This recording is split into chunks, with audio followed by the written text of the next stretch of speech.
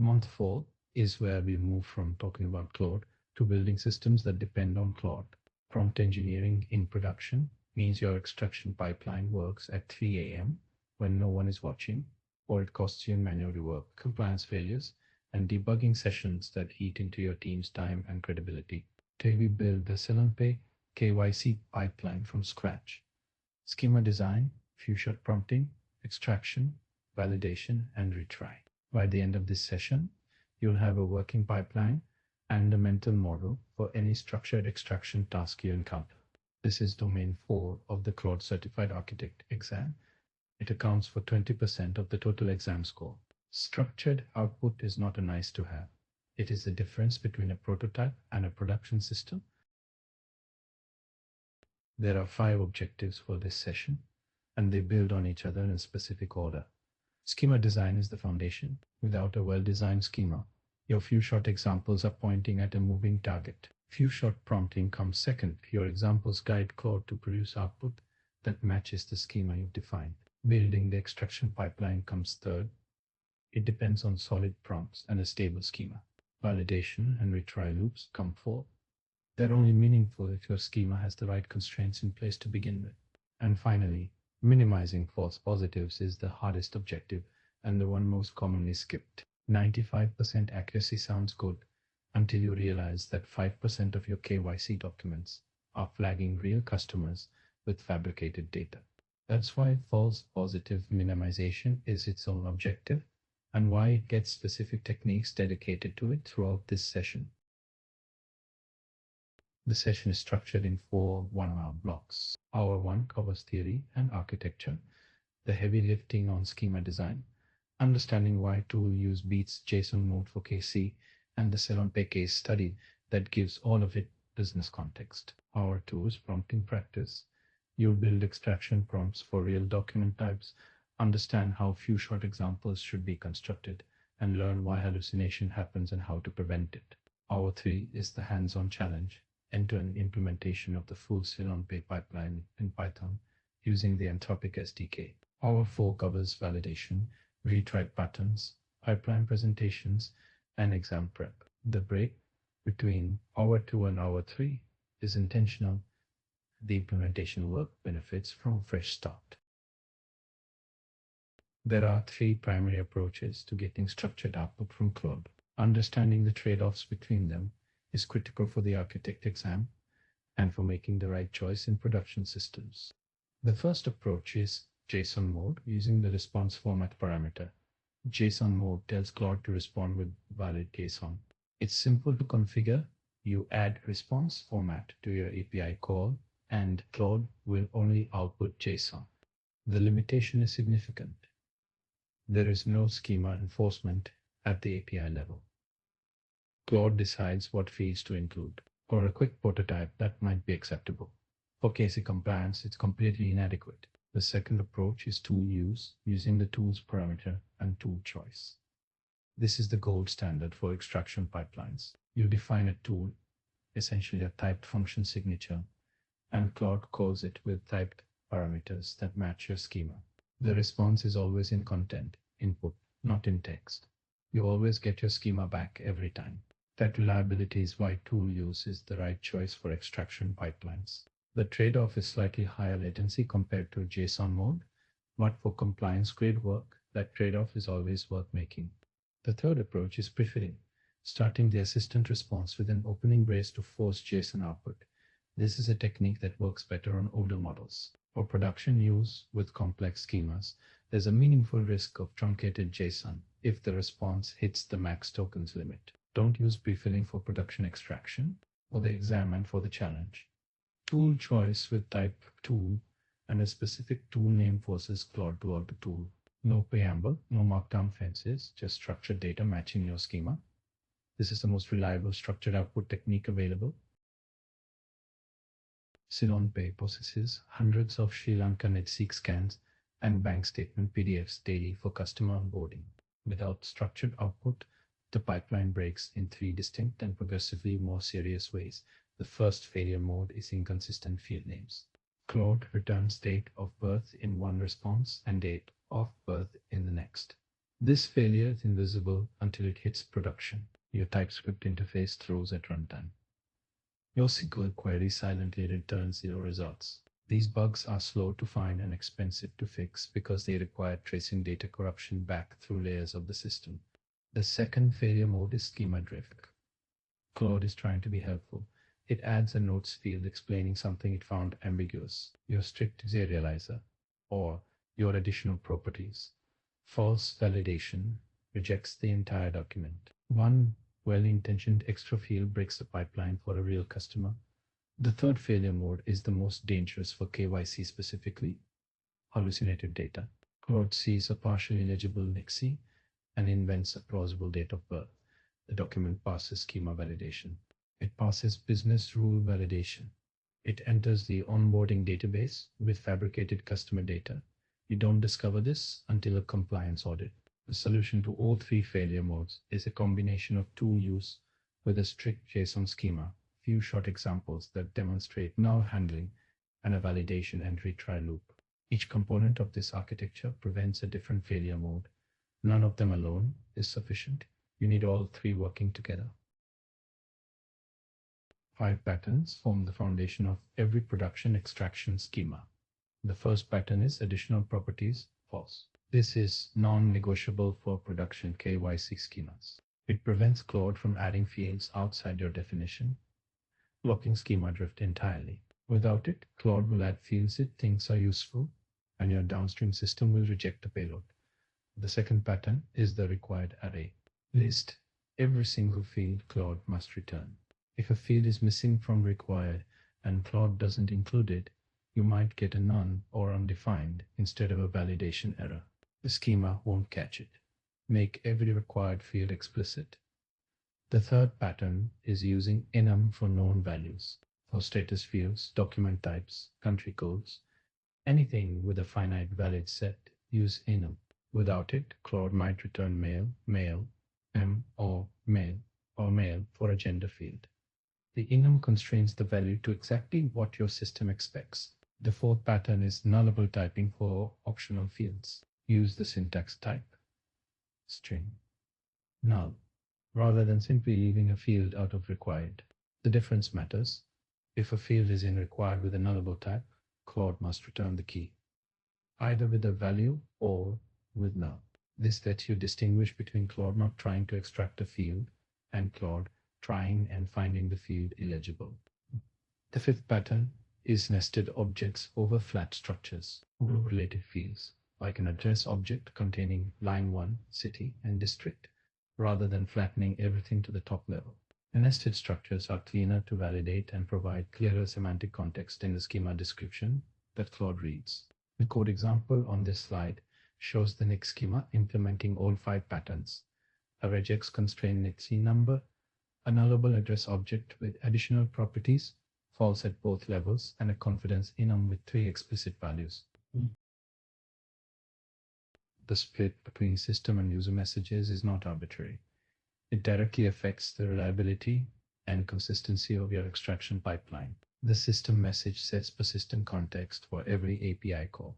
It should contain your role and persona, the full output format instructions and schema reference, business rules and constraints, and crucially, your few short examples for extraction tasks. The user message is per request content that changes with every call. It contains the actual document text, the extraction request framing, and on retry calls, the specific error context from the previous failed attempt. The most important rule is this: few short examples belong in the system message for extraction tasks, not in the user message. When document content is long, such as a multi-page bank statement, examples placed in the user message get pushed far from the extraction instruction. Claude's attention is sensitive to distance. Keep examples close to the instructions they're meant to guide. The system message achieves this because it's always present, regardless of how long the document content is. The anti-pattern to avoid is mixing output format instructions across both system and user messages. The user message can override system-level instructions. If your user message says return a JSON object and your system message says use the extract NIC data tool, the user message instruction might take precedence. Keep all Format instructions in the system message exclusively. Effective few-shot examples follow 5 rules. Get these right and your extraction pipeline becomes dramatically more consistent. The first rule is diversity. Your examples must cover different document layouts, OCR quality levels, and edge cases. If all your examples are clean, perfectly formatted documents, Claude won't know what to do with a noisy handwritten scan. Include the failure modes you care about. The second rule is consistent formatting. Use a recognizable structure for your input and output pairs. The XML example tags shown here are a convention from Anthropic's documentation. They're unambiguous, easy for Claude to parse, and easy for humans to read and maintain. The third rule is placement in the system message. Examples in the user message produce inconsistent results when document content is long. Examples in the system message produce reliable, consistent results. This rule is worth repeating because it's the most commonly violated. The fourth rule is including a null edge case. This is the example most people skip, and it's the most important one. Without a null edge case, Claude has no grounding for when returning null is acceptable. It defaults to inventing plausible values instead. Show Claude exactly what you expect when a field is illegible.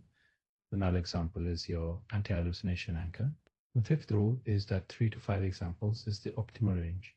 Fewer than 3 and you haven't covered enough diversity. More than 7 and you start hurting performance on documents that don't match any of your examples. The sweet spot for NICE extraction is 5 examples. For bank statements with complex transaction arrays, 4 to 5 examples covering different transaction counts and edge cases. The code on this slide shows the contrast. A clean example with high confidence and all fields populated versus a damaged document example with null fields throughout and low confidence. Both are necessary. Together, they teach Claude the full range of expected output. Every failure mode in an extraction pipeline has a specific cause and a specific prevention. Understanding both is what separates a pipeline that works in testing from one that holds up in production. Hallucinated fields occur when the model fills gaps in the document to satisfy the schema requirements. The prevention is two-part and both parts are required. Include null examples in your few-shot set and add an explicit instruction in your system prompt. Never infer or guess missing information. Use null for any field you cannot read clearly. One without the other leaves a gap. Schema drift, where Claude adds unlisted fields, is prevented entirely by additional properties. False. This has been covered, but it bears repeating because it's the fix that participants most often forget to apply. Inconsistent date formats occur when there's no format constraint in the schema. The field type says string, but Claude has to choose between 1503 or 3 1985 and 1985 or 3 fin and March 15th, 1985. Add format date to the schema and reinforce it with ISO 8601 formatted dates in your few-shot examples. Both constraints together produce consistent output. Confidence inflation happens when you add an extraction confidence field without defining what each level means. Claude defaults to returning high because it's trying to be helpful. You prevent this by defining the criteria explicitly in your system prompt. High means all text is clearly legible. Medium means most fields are readable with 1 or 2 ambiguous areas. Low means significant portions are illegible or damaged. Partial JSON occurs when the response hits the max tokens limit mid-output. Set max tokens 1500 for NICE extraction, max tokens 7500 for bank statements with transaction arrays. Validate that the return JSON is structurally complete by checking for balanced braces before attempting to parse it. And finally, always use temperature or temperature 1 for document extraction. High temperature introduces randomness in a task that requires determinism. Schema drift, inconsistent null handling, and date format variations all get worse as temperature increases. A production document extraction pipeline consists of 5 stages, each independently testable and independently retriable. Stage 1 is document classification. Before you extract, you need to know what you're extracting from. Is this a NIC, a bank statement, a utility bill? Applying the wrong schema to the wrong document type produces data that looks valid but contains wrong values and can pass every validation layer. Classification is a cheap API called that prevents expensive mistakes downstream. Stage 2 is OCR quality assessment. Score the readability of the input text before running your extraction. If less than 30% of the text is legible, flag the document for manual review immediately. Don't spend tokens attempting extraction on unreadable input. The stage 5 validation will fail regardless, and you'll have burned API budget on 3 retry attempts for nothing. Stage 3 is field extraction. This is the main extraction stage using tool use with the schema matched to the document type identified in stage 1. This is where temperature, few short examples, and additional properties, pulse, all come together. Stage 4 is self-evaluation. After extraction, ask Claude to review its own output against the original document and flag any fields it's uncertain about. Claude is often aware of its own uncertainty. This stage surfaces it explicitly so you can route the document appropriately. Stage 5 is 4-layer validation: JSON parse validation, schema validation, business rule validation, and semantic validation. This is the final gate before data reaches downstream onboarding systems.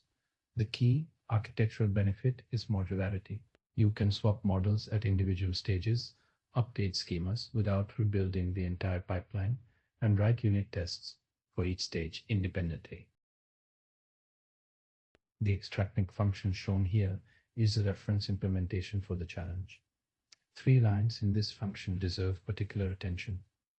First, temperature 0, deterministic extraction, as discussed throughout this session, non-negotiable. Second, tool choice with type tool and the specific tool name. This is the line that forces the behavior. Without it, Claude has discretion over whether to use the tool or respond in text. With it, Claude always calls the tool and always returns structured data matching your schema. Third, response, content, input. This is where tool use responses live. In the input field of the first content block, not in text. The most common coding error when first implementing tool use is trying to read response. Content, text and getting nothing, because text responses and tool use responses are accessed differently. For bank statements with large transaction arrays, set max tokens higher, 1500 for NICI, 2500 for multi-page bank statements. Nested schema JSON for a bank statement with 18 transactions can easily exceed 1000 tokens. The system prompt shown passes 2 critical instructions: the role framing that establishes Claude's function in the pipeline, and the explicit null instruction: never infer or guess missing information. Use null for any field you cannot read clearly. Both are required for a reliable production extractor. The 4 validation layers on a sequential gate system. Data must pass all 4 layers before it reaches downstream onboarding systems. Layer 1 is JSON parse validation. With tool use, this is largely automatic. You always receive a dict from content. Input. You still need to handle the case where extraction returns an empty dict or an unexpected response structure. Check that the result is non-empty before proceeding. Layer 2 is JSON schema validation using the JSON schema Python library. The validate function throws JSON schema validation error with a precise error message that tells you exactly which field violated which constraint. That error message is what you pass back to Claude in the retrieve prompt to enable self-correction. Layer 3 is business rule validation. Your JSON schema can express types, patterns, and enums, but not all business rules. The rule date of birth cannot be in the future, must be implemented in Python code. The rule NIC number must match the old or new format regex, can be in the schema as a pattern, but adding it as an explicit code check as well gives you a clearer error message on failure. Layer 4 is semantic validation. For bank statements, this means verifying that the closing balance is non-negative, that transaction dates fall within the stated statement period, and that the arithmetic relationship between opening balance, transactions, and closing balance is consistent. These checks require understanding the document's meaning, not just its structure. The non-functional requirement is 100% schema compliance for outputs reaching downstream systems. Every output that fails any of these 4 layers must either be retried or flagged for manual review, never passed through. The retry loop works by passing the specific validation error back to Claude. Generic retries don't self-correct. Claude doesn't know what was wrong. But when you append the exact error message to the document text on the next attempt, Claude has precisely what it needs to fix the field. The implementation appends error context to the document text when errors exist from previous attempts. On the first attempt, the document is sent as is. On subsequent attempts, the specific validation error from the last failed try is appended. Previous attempt failed with schema validation failed. Date of birth must be in YUMDD format at path date of birth. Please fix this in your extraction. Errors are accumulated across all attempts as a list. This gives you a complete debug trail and helps identify patterns. If the same field keeps failing across multiple documents, it likely indicates a schema or prompt design issue rather than a transient extraction error. The function returns an extraction result data class in all cases. On success, it contains success, true, the extracted data, any errors from earlier attempts, and the attempt count. On failure after all retries, it contains success, false, an empty data field, the accumulated errors, and the maximum attempt count. This structured return makes routing straightforward. Successful results go to downstream onboarding. Failed results go to the manual review queue.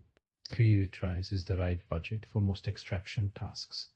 1 retry handles transient format issues. 2 retries handles most schema violations that Claude can self-correct given the error message. While the 3rd retry, if validation is still failing, the document quality is likely the underlying issue. Human review is cheaper than additional API calls. Self-evaluation is the 4th stage of the extraction pipeline, a separate quality gate that runs after extraction before downstream systems receive the data. The key insight behind self-evaluation is that Claude often knows when it's uncertain. It just doesn't tell you unless you ask. The self-evaluation prompt creates that asking opportunity. The prompt sends the extracted data back to Claude along with the original document text and asks it to review its own work. Specifically, it asks Claude to assess whether each value it extracted is clearly supported by the document text or whether it may have made an error. The phrasing matters. You're asking Claude to compare its output against the source document, not to rationalize its choices. The response structure contains 3 fields. The uncertain fields list identifies which fields Claude is unsure about. The confidence notes dictionary provides a reason for each uncertain field, and recommended action takes one of 3 values: approve, flag for review, or reject. Self-evaluation adds latency, so it should be triggered conditionally, not on every document. Run it when extraction confidence comes back as low or medium. For high confidence documents with clean OCR text, the self-evaluation step can be skipped to reduce end-to-end latency without meaningful loss of quality. The challenge is a 3-hour hands-on implementation split into 4 equal deliverables, each worth 25 points over 100-point total. The first deliverable is case schema design. You produce the NIC and bank statement JSON schemas with all constraints fully documented, the regex patterns, the null handling strategy, and a design decisions section that explains the trade-offs you made. The design decisions section is where you demonstrate architect-level thinking, not just schema syntax. The second deliverable is the extraction pipeline. Working Python code using the Anthropic SDK. At least 3 few short examples per document type with input-output pairs that cover edge cases, including null fields. Tool use correctly configured with tool choice, forcing the tool call. Temperature set to 0 for all extraction calls. The third deliverable is the validation and retry implementation. All 4 validation layers implemented. Error context passed to Claude in retrieve prompts. Self-evaluation prompt designed and tested. That requires manual review fallback, implemented, and verified with a deliberately malformed test document. The 4th deliverable is the accuracy evaluation report. All 10 test cases executed with precision and recall calculated for each. A false positive analysis identifying which fields were most commonly hallucinated and what prompt change reduced them. A production readiness assessment that demonstrates whether the pipeline meets KYC compliance standards. The non-functional targets are clear. 95% field level precision, 100% schema compliance, less than 5% false positive rate, and a single NIXI extraction completing in under 5 seconds end to end. Passing score is 75 out of 100. The accuracy evaluation covers 10 test documents designed to probe specific failure modes in your pipeline. The 5 NIXI test cases span from ideal to challenging. NIXI 001 is a clean, typed document with all 6 fields readable.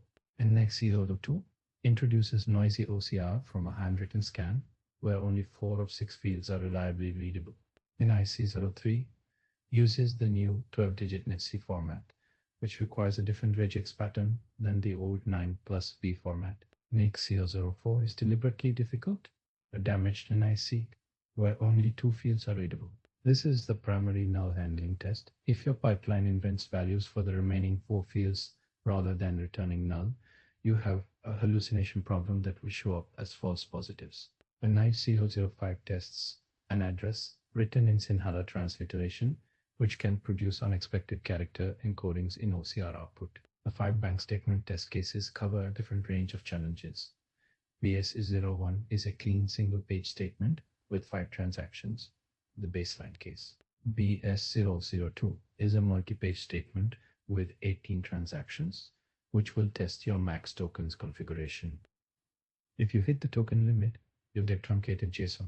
BS03 includes a foreign currency transaction row, which requires your schema to handle currency codes and amounts that don't match the primary account currency. BS004 has a missing closing balance, testing your null handling for bank statements. BS005 has overdraft transactions, where transaction amounts result in a negative balance, testing your semantic validation for the closing balance rule. Precision measures how many of the fields you extracted were correct. Recall measures how many of the readable fields you successfully extracted.